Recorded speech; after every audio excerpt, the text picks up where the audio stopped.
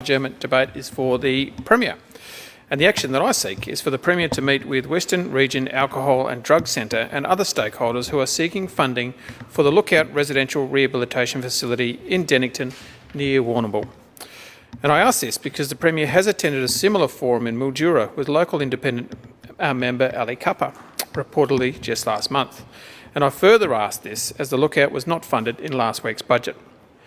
I recently sent the Premier a letter inviting him to Warrnambool to meet with the local community, RAD, families affected by addiction, large employers, health services, etc., to hear about the Lookout proposal. The Lookout has over $1.2 million pledged by themselves and the local community for the $3.5 million build, which is just incredible. Recently, I met with the Victorian Minister for Health to discuss the Lookout, which was part of my budget submission.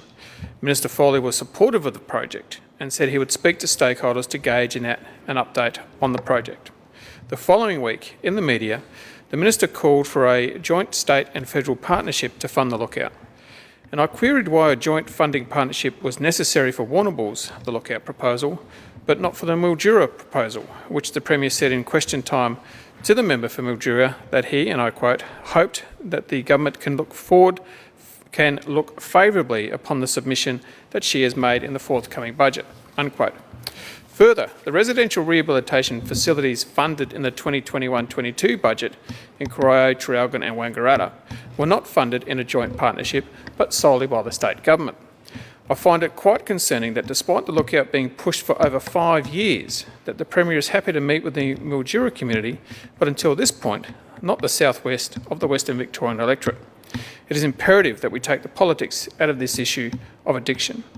The Warrnambool community do not care who funds the Lookout, they just want it funded, and for the sake of those they care about and the general well-being of the community.